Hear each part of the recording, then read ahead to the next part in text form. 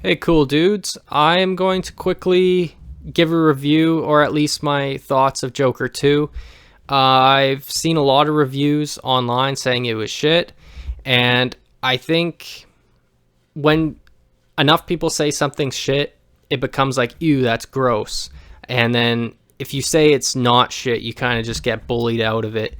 And you can't really have an opinion past a certain point. That kind of happens in high school a lot, and I think that's kind of what's going on with the reviews because it not only wasn't bad, but it did match the first surprisingly well.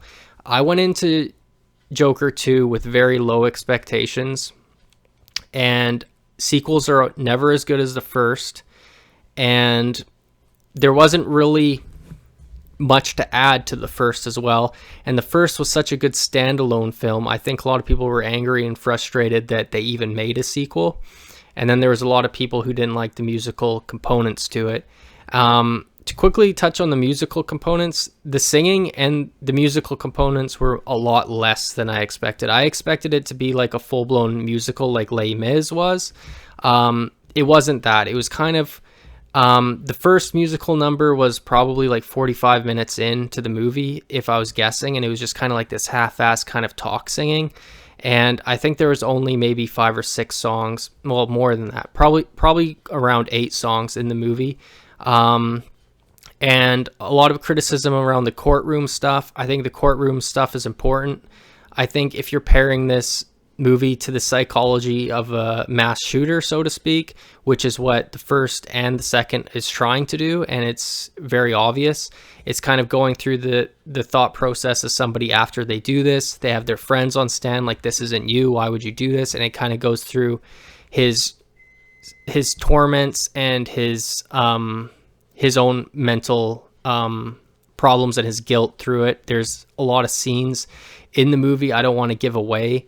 I don't want to give spoilers. I don't think this is a movie that needs to be seen. If you've seen the first one and you like the first one as a standalone, that's fine. But if you want to get a little bit more and you like the movie so much that you want to see the second one, I don't think that this was I don't think this was an empty movie and a cash grab. I think that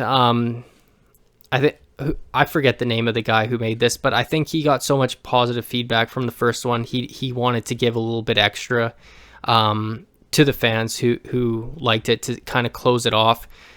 There's a mega spoiler at the end that I'm not going to give away for the DC fans and the fans of Dark Knight, but you've probably seen it already online.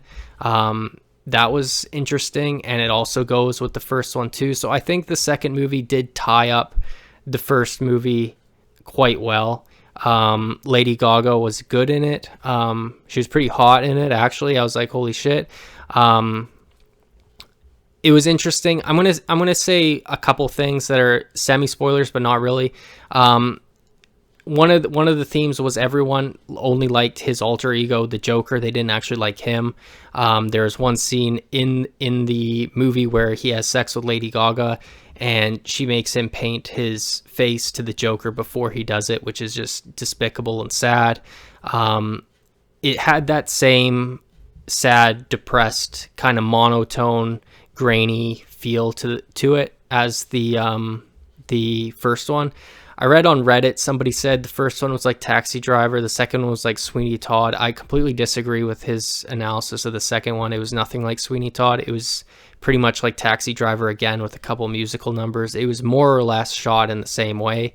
And I did enjoy it. I felt like it was quite good. And other people thought it was quite good as well.